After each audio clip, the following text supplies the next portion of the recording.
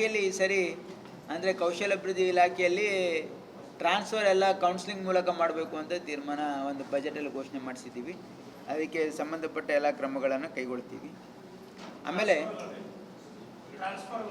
ನಮ್ಮ ಇಲಾಖೆಯಲ್ಲಿ ಟ್ರಾನ್ಸ್ಫರ್ ಎಲ್ಲ ಕೌನ್ಸ್ಲಿಂಗ್ ಮುಖಾಂತರ ಮಾಡಬೇಕು ಅಂತ ಪ್ಲ್ಯಾನ್ ಮಾಡ್ತಾ ಇದ್ದೀವಿ. ಆಮೇಲೆ ಜರ್ಮನ್ ಚೇಂಬರ್ ಆಫ್ ಕಾಮರ್ಸ್ ಮತ್ತು ಅಲೈನ್ಡ್ ಇಂಡಸ್ಟ್ರೀಸ್ ಒಂದು ಸಹಭಾಗಿತ್ವದಲ್ಲಿ ಡಿಪ್ಲೊಮಾ ಕೋರ್ಸಸ್ ಅಂದರೆ ಇಲ್ಲಿ ಮತ್ತು ಜರ್ಮನಿ ಎರಡೂ ಒಂದು ಸಹಭಾಗಿತ್ವದಲ್ಲಿ ಇಲ್ಲಿ 1 ವರ್ಷ, ಜರ್ಮನಿಯಲ್ಲಿ 3 ವರ್ಷ ಓದಿ ಅವ್ರಿಗೆ ಅಲ್ಲೇ ಪ್ಲೇಸ್ಮೆಂಟ್ ಕೊಡ್ತಕ್ಕಂಥ ಒಂದು ಪ್ರಸ್ತಾವನೆಯನ್ನು ನಾವು ಇಟ್ಟಿದ್ದೀವಿ. ಅಂದರೆ ಅವರು ಇಲ್ಲಿ GDTCಯಲ್ಲಿ ಅಡ್ಮಿಷನ್ ತೊಗೊಂಡ್ಮೇಲೆ 1 ವರ್ಷ ಇಲ್ಲಿ ಓದ್ತಾರೆ, ಅದಾದಮೇಲೆ 3 ವರ್ಷ ಜರ್ಮನಿಯಲ್ಲಿ ಓದಿ ಅವರು ಅಲ್ಲಿಯೇ ನೌಕರಿ ಸಿಗ್ತದೆ. ಆ ರೀತಿ ಒಂದು ಒಡಂಬಡಿಕೆ ಮಾಡ್ಕೊಳ್ತಾ ಇದ್ದೀವಿ.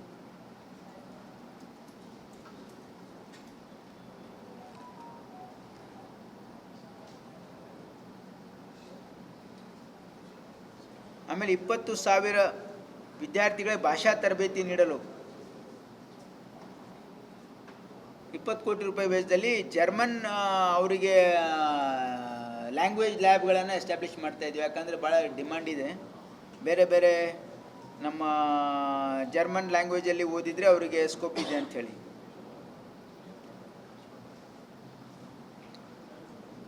ಆಮೇಲೆ ಸರ್ಕಾರಿ ಸುಮಾರು 114 ಮಾಡ್ಯುಲರ್ OTs ಎಸ್ಟಾಬ್ಲಿಷ್ ಮಾಡ್ತಾ ಇದ್ದೀವಿ. ಸುಮಾರು 177 ಕೋಟಿ ರೂಪಾಯಿ ವೆಚ್ಚದಲ್ಲಿ ರಾಜ್ಯಾದ್ಯಂತ ನಮ್ಮ ಇಲಾಖೆಯಲ್ಲಿ ಬರ್ತಕ್ಕಂಥ ಒಂದು 114 ಕಡೆ ಮಾಡ್ಯುಲರ್ OTs ಮಾಡ್ತಾ ಇದ್ದೀವಿ. ಅಂದರೆ ಸರ್ಕಾರಿ ಆಸ್ಪತ್ರೆಯಲ್ಲೂ ಕೂಡ ಅತ್ಯಾಧುನಿಕ OTs ಇರಬೇಕು ಅಂತ ಒಂದು ಉದ್ದೇಶದಿಂದ.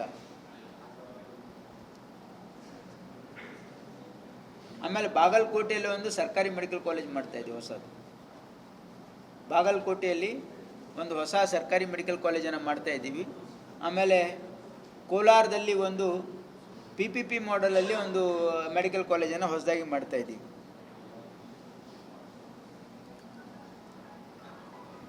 ಆಮೇಲೆ ಬೌರಿಂಗ್ ಆಸ್ಪತ್ರೆಯಲ್ಲಿ ಒಂದು 500 ಬೆಡ್ಡಿನ ಆಸ್ಪತ್ರೆ, ಸುಮಾರು 300 ಕೋಟಿ 297 ಕೋಟಿ ಸುಮಾರು 300 ಕೋಟಿ ರೂಪಾಯಿ ವೆಚ್ಚದಲ್ಲಿ ಒಂದು 500 ಬೆಡ್ಡಿನ ಆಸ್ಪತ್ರೆ ನಮ್ಮ ಅಟಲ್ ಬಿಹಾರಿ ವಾಜಪೇಯಿ ಮೆಡಿಕಲ್ ಕಾಲೇಜ್ ಆವರಣದಲ್ಲಿ ಮಾಡ್ತಾ ಇದ್ದೀವಿ.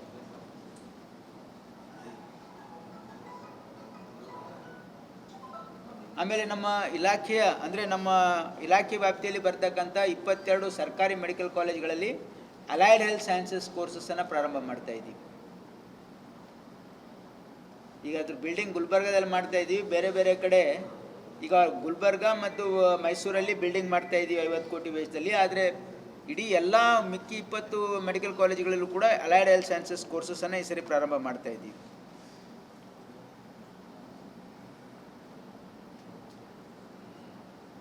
ಆಮೇಲೆ ಬಾದಾಮಿ ತಾಲೂಕಿನ ಕುಳಗೇರಿ ಕ್ರಾಸ್ ಮತ್ತು ಚಿತ್ರದುರ್ಗದಲ್ಲಿ ಟ್ರಾಮಾ ಸೆಂಟರ್ ಮಾಡಬೇಕು ಅಂತ ತೀರ್ಮಾನ ಮಾಡಿದ್ದೀವಿ.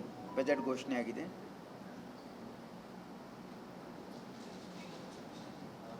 ಆಮೇಲೆ ಯಲಬುರ್ಗಾ, ಜೇವರ್ಗಿ ಯಾದಗಿರಿ ಹೇಳಿದೆ. ಯಲಬುರ್ಗಾದಲ್ಲೂ ಕೂಡ ನಾವು ಒಂದು ಗೌರ್ಮೆಂಟ್ ನರ್ಸಿಂಗ್ ಕಾಲೇಜನ್ನು ಮಾಡ್ತಾ ಇದ್ದೀವಿ.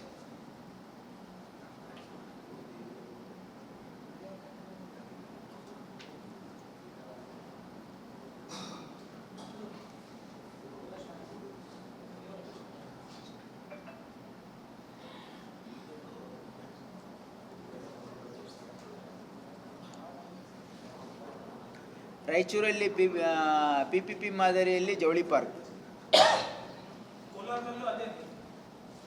ಕೋಲಾರ ಹೌದು.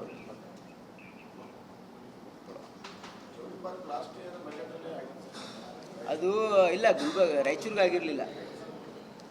ಗುಲ್ಬರ್ಗ ಅನೌನ್ಸ್ ಮಾಡಿದ್ರು, ಇಲ್ಲ ಆಲ್ರೆಡಿ ಆಗಿತ್ತಲ್ಲ. ಇದನ್ನೇ ಹೌದಾ, ಮೋಸ್ಟ್ಲಿ ಅದು ಈ ಸರಿ ಬಂದಿದೆ ಮತ್ತೆ. ಅಂದರೆ ಅದು ಈ ಸರಿ ಬಜೆಟ್ ಅಲೋಕೇಶನ್ಗೆ ಇಟ್ಟಿರಬೇಕು.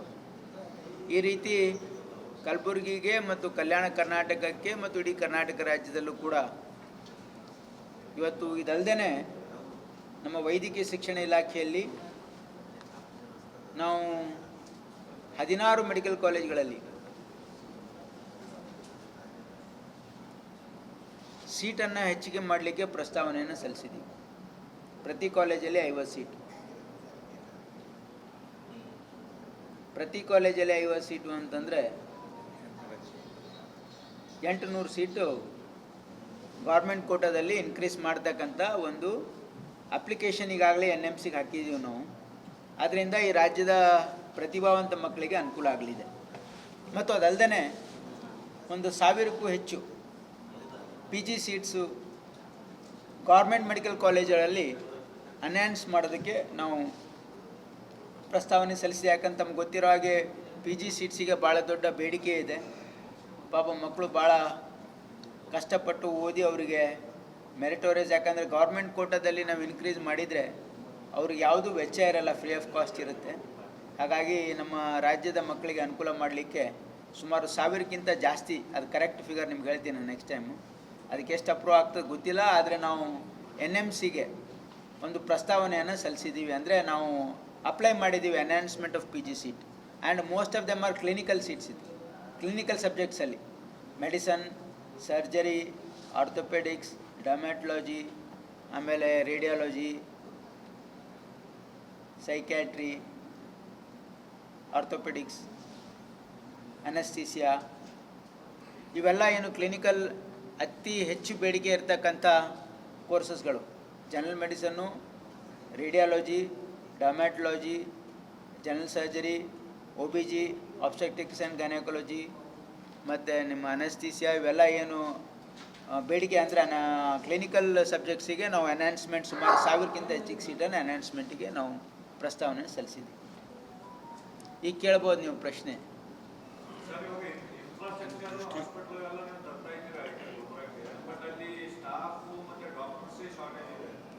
ನೋಡಿ, ಎಲ್ಲಿ ಈಗ ನಾವು ಟ್ರಾಮಾ ಸೆಂಟರ್ ತಂದಿದ್ದೀವಿ, ಟ್ರಾಮಾ ಸೆಂಟರ್ ಕಾರ್ಯಾರಂಭ ಮಾಡಿದೆ, ಅಲ್ಲಿ ಯಾವುದೂ ಸ್ಟಾಫಿನ ಕೊರತೆ ಇಲ್ಲ. ನಮ್ಮ ಜಿಮ್ಸು ಓವರ್ ಕ್ರೌಡೆಡ್ ಆಗಿದೆ, ಆದರೂ ಕೂಡ ಅವರು ಹೆಚ್ಚಿಗೆ ಕೆಲಸ ಮಾಡಿ ನಿರ್ವಹಿಸ್ತಾ ಇದ್ದಾರೆ. ಆಮೇಲೆ ಈಗ ನಮ್ಮ ಸೂಪರ್ ಸ್ಪೆಷಾಲಿಟಿ ಆಸ್ಪತ್ರೆ ಈಗಾಗಲೇ ಬಿಲ್ಡಿಂಗ್ ಆಗಿದೆ. ನೀವು ಬೇಕಿದ್ರೆ ನೆಕ್ಸ್ಟ್ ಟೈಮ್ ಬಂದಾಗ ನೀವು ಕರ್ಕೊಂಡೋಗಿ ತೋರಿಸ್ತೀನಿ. ಬಿಲ್ಡಿಂಗ್ ಆಗಿದೆ, ರಿಕ್ರೂಟ್ಮೆಂಟ್ ಆಗಿದೆ, ಇಕ್ವಿಪ್ಮೆಂಟ್ ಬಂದಿದೆ. ಕೆಲಸ ಪ್ರಾರಂಭ ಮಾಡಲಿಕ್ಕೆ 15ನೇ ಮಾರ್ಚ್, ಯಾಕಂದರೆ ಈ ಆಸ್ಪತ್ರೆ ನಾನು ಉದ್ಘಾಟನೆ ಮಾಡಿ ಪ್ರಾರಂಭ ಮಾಡಲ್ಲ, ಪ್ರಾರಂಭ ಮಾಡಿ ಉದ್ಘಾಟನೆ ಮಾಡಬೇಕು ಅಂತ ತೀರ್ಮಾನ ಮಾಡಿದ್ದೀವಿ. ಯಾಕಂದರೆ ಸರ್ವಿಸಸ್ಸು ಜನರಿಗೆ ಅವೈಲೇಬಲ್ ಮಾಡಿದ ಮೇಲೆ ನಾವು ಉದ್ಘಾಟನೆ ಮಾಡಿಸ್ಬೇಕು ಅಂತಕ್ಕಂಥ ತೀರ್ಮಾನ ಮಾಡಿ ಮಾರ್ಚ್ 15 ಡೆಡ್ಲೈನ್ ಕೊಟ್ಟಿದ್ದೀನಿ ನಾನು ಅವ್ರಿಗೆ. ಮಾರ್ಚ್ 15ರಿಂದ ಎಲ್ಲ ಅಲ್ಲಿ ಸೂಪರ್ ಸ್ಪೆಷಾಲಿಟಿ ಆಸ್ಪತ್ರೆ ಪ್ರಾರಂಭ ಮಾಡೋದಕ್ಕೆ ಡೆಡ್ಲೈನ್ ಕೊಟ್ಟಿದ್ದೀನಿ. ಅವರು ಅದ್ರ ಮೇಲೆ ವರ್ಕ್ ಮಾಡ್ತಾ ಇದ್ದಾರೆ. ಇವತ್ತು ತಾರೀಕು 9 ಇದೆ ಅಲ್ಲ, 9th ಇದೆ. 15ನೇ ತಾರೀಕು ಒಳಗೆ ನೀವು ಪ್ರಾರಂಭ ಮಾಡಬೇಕು ಅಂತ ಹೇಳಿದ್ದೀನಿ. ಮುಂದಿನ ಸ್ಯಾಟರ್ಡೇ ನಾನು ಬರ್ತಾ ಇದ್ದೀನಿ. ಮುಂದಿನ ಸ್ಯಾಟರ್ಡೇ ನಾನು ಬಂದಾಗ ಅಲ್ಲಿ ನಮ್ಮ ಸೂಪರ್ ಸ್ಪೆಷಾಲಿಟಿ ಹಾಸ್ಪಿಟಲ್ ಫಂಕ್ಷನಿಂಗ್ ಇರಬೇಕು ಅಂತ ಹೇಳಿದ್ದೀನಿ. ನಿಮಗೆಲ್ಲ ಕರ್ಕೊಂಡೋಗಿ ತೋರಿಸ್ತೀನಿ, ಆಮೇಲೆ ಉದ್ಘಾಟನೆ ಮಾಡೋಣ. ಈಗ ಹೊಸ ಆಸ್ಪತ್ರೆಯಲ್ಲಿ ಡಯಾಲಿಸಿಸ್ ಮಷಿನ್ಸು ಕೂಡ ಎಸ್ಟಾಬ್ಲಿಷ್ ಮಾಡ್ತಾ ಇದ್ದೀವಿ. ಅಲ್ಲಿ ಹೊಸ ಏನು ಇದೆಲ್ಲ ಗಮನದಲ್ಲಿ ಇಟ್ಕೊಂಡು ಈ ಸೂಪರ್ ಸ್ಪೆಷಾಲಿಟಿ ಹಾಸ್ಪಿಟ್ಲಲ್ಲಿ ಡಯಾಲಿಸಿಸ್ ಮಷಿನ್ಸು ಕೂಡ ಅಲ್ಲಿ ಇನ್ಸ್ಟಾಲ್ ಮಾಡ್ತಾ ಇದ್ದೀವಿ.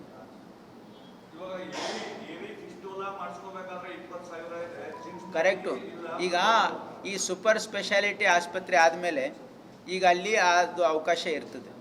ಆಮೇಲೆ ನಾನು ಇಲ್ಲಿ ಜಯದೇವ ಇನ್ಸ್ಟಿಟ್ಯೂಟ್ ಆಫ್ ಕಾರ್ಡಿಯಾಲಜಿಯಲ್ಲೂ ಕೂಡ 2 ವ್ಯಾಸ್ಕ್ಯುಲರ್ ಸರ್ಜನ್ಸಿಗೆ ಅಪಾಯಿಂಟ್ ಮಾಡಿಸಿದ್ದೀನಿ.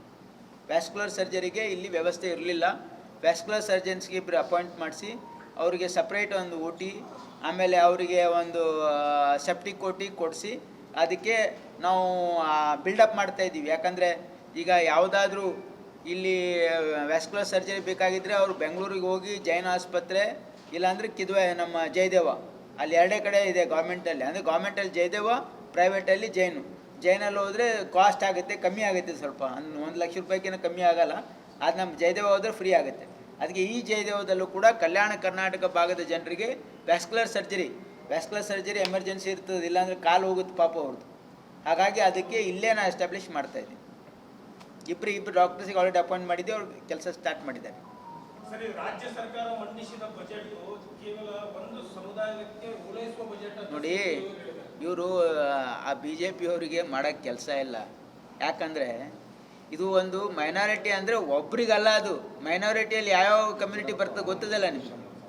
ನೋಡಿ, ಅದರಲ್ಲಿ ಕ್ರಿಶ್ಚಿಯನ್ಸ್ ಬರ್ತಾರೆ, ಜೈನ್ಸ್ ಬರ್ತಾರೆ, ಸಿಖ್ರು ಬರ್ತಾರೆ, ಮುಸ್ಲಿಂ ಬರುತ್ತೆ, ಎಲ್ಲ ಮೈನಾರಿಟಿ ಸೇರಿ ಕೊಟ್ಟಿದ್ದಿದೆ. ಆಮೇಲೆ ನಮ್ಮ ಸರ್ಕಾರ ಎಲ್ರಿಗೂ ಸಮನಾಗಿ ಈ ಬಜೆಟ್ನಲ್ಲಿ SC ST ಕೂಡ ಸಾಕಷ್ಟು ಹಣ ಕೊಟ್ಟಿದ್ದಾರೆ, ಬ್ಯಾಕ್ವರ್ಡ್ ಕ್ಲಾಸಿಗೂ ಕೂಡ ಸಾಕಷ್ಟು ಹಣ ಕೊಟ್ಟಿದ್ದಾರೆ. ಎಲ್ಲ ವರ್ಗದ ಜನರಿಗೆ ಇವತ್ತು ಒಂದು ಸಮಾನವಾಗಿ ಕಾಣ್ತಕ್ಕಂಥ ಪ್ರಯತ್ನ ಮಾನ್ಯ ಮುಖ್ಯಮಂತ್ರಿಗಳು ಮಾಡಿದ್ದಾರೆ. It is the most balanced budget. ಯಾಕಂತಂದರೆ ಇದು ಒಂದು ಬಜೆಟಿನ ಅಳತಿಗೋಲು. ಇವತ್ತು ಅಪೋಸಿಷನಿಗೆ ಒಂದು ಬಜೆಟ್ ಅಸೆಸ್ ಮಾಡ್ತಕ್ಕಂಥ ಪ್ರಬುದ್ಧತೆ ಇಲ್ಲ ಅವ್ರ ಹತ್ರ. ಈಗ ಅವ್ರಿಗೆ ಒಂದು ಬಜೆಟ್ ಮಂಡನೆ ಆದಮೇಲೆ ಯಾವ್ದು ಅಪ್ರಿಷಿಯೇಟ್ ಮಾಡಬೇಕು, ಯಾವ್ದು ಕ್ರಿಟಿಸೈಸ್ ಮಾಡಬೇಕು ಅಂತಕ್ಕಂಥ ವಿವೇಕ ಇರಬೇಕು ಅವ್ರಿಗೆ. ನಾನು ಈ ಮಾತು ಹೇಳ್ತೇನೆ, ಯಾರು ತಪ್ಪು ತಿಳ್ಕೊಬಾರ್ದು. ಯಾಕಂದರೆ ಅದಕ್ಕೆ ನೋಡಿ, ಒಂದು ಬಜೆಟ್ ಅಂದಮೇಲೆ ಇದು ಇಡೀ ವರ್ಷದ ನಮ್ಮ ರಾಜ್ಯದಲ್ಲಿ ನಮ್ಮ ಸಂಪನ್ಮೂಲಗಳನ್ನು ನಾವು ಹೇಗೆ ಕ್ರೋಢೀಕರಿಸ್ತೀವಿ ಮತ್ತು ಅದು ಹೇಗೆ ನಾವು ಅದನ್ನು ವ್ಯಯ ಮಾಡ್ತೀವಿ ಈ ರಾಜ್ಯದ ಅಭಿವೃದ್ಧಿಗೋಸ್ಕರ ಅಂತಕ್ಕಂಥದ್ದು ಬಜೆಟ್. ಇದರಲ್ಲಿ ನೀವು ನಮ್ಮ ಸಂಪನ್ಮೂಲಗಳನ್ನು ನಾವು ಯಾವ ರೀತಿ ತೊಗೊಳ್ತಾ ಇದ್ದೀವಿ, ಸಂಪನ್ಮೂಲಗಳನ್ನು ಯಾವ ರೀತಿ ಮಾಡ್ತಾ ಇದ್ದೀವಿ, ಮತ್ತು ಇದಕ್ಕೆ ನಮ್ಮಲ್ಲಿ ಒಂದು ಮಾನದಂಡ ಇದೆ. ನಾವೇ ಒಂದು ಕಾನೂನು ಮಾಡ್ಕೊಂಡಿದ್ದೀವಿ, ಫಿಸಿಕಲ್ ರೆಸ್ಪಾನ್ಸಿಬಿಲಿಟಿ ಆ್ಯಕ್ಟ್ ಅಂತ. 2000 ನಾವು ಬಹುಶಃ ಇದು 2002ರಲ್ಲಿ ಮಾಡಿದ್ದೀವಿ. ಏನಂದರೆ ಫಿಸಿಕಲ್ ರೆಸ್ಪಾನ್ಸಿಬಿಲಿಟಿ ಆ್ಯಕ್ಟ್. ಇದರಲ್ಲಿ 3 ಮಾನದಂಡಗಳಿರ್ತವೆ. ಒಂದು ಬಜೆಟನ್ನು, ಒಂದು ಮಿತಿಯನ್ನು, ಒಂದು ಫ್ರೇಮ್ವರ್ಕನ್ನು ಹಾಕಿದ್ದೀವಿ ನಾವು ಇಡೀ ದೇಶದಲ್ಲಿ ಮತ್ತು ವಿಶೇಷವಾಗಿ ಕರ್ನಾಟಕ ರಾಜ್ಯದಲ್ಲಿ. ಒಂದು, ನಮ್ಮ fiscal deficit should be less than 3% of the GDP. This is the ಮೊದಲನೇ ಮಾನದಂಡ. ಇದು ಒಂದು ಬಜೆಟು ವಿತಿನ್ ಇಟ್ಸ್ ಪ್ಯಾರಾಮೀಟರ್ಸ್ ಇದೆಯಲ್ಲ ಅನ್ನೋದಕ್ಕೆ 3 ಪ್ಯಾರಾಮೀಟರ್ಸ್ ಇದೆ. ಮೊದಲನೇದು, ವೆದರ್ ನಮ್ಮ fiscal deficit is within 3 meters of our GSDP. ಒಂದು. ಎರಡನೇದು, ನಮ್ಮ ಸಾಲದ ಮಿತಿ ನಮ್ಮ GSDPಗಿಂತ 25% ಒಳಗಿರಬೇಕು. This is the second. ಇದು ನಮ್ಮ ಕಾನೂನಲ್ಲಿ ಇದ್ದಿದ್ದು ಹೇಳ್ತಾ ಇದ್ದೀನಿ ನಾನು. ಮೂರನೇದು, ನಾವು ಯಾವಾಗಲೂ ರೆವಿನ್ಯೂ ಸರ್ಪ್ಲಸ್ ಆಗಿರಬೇಕು. These are the 3 parameters. ಈ 3 ಪ್ಯಾರಾಮೀಟರ್ಸಲ್ಲಿ 2 ಪ್ಯಾರಾಮೀಟರ್ಸನ್ನು ನಮ್ಮ ಸರ್ಕಾರ ಮಾನ್ಯ ಮುಖ್ಯಮಂತ್ರಿಗಳಾಗಿರ್ತಕ್ಕಂಥ ಸಿದ್ದರಾಮಯ್ಯನವರು is within the parameters of this.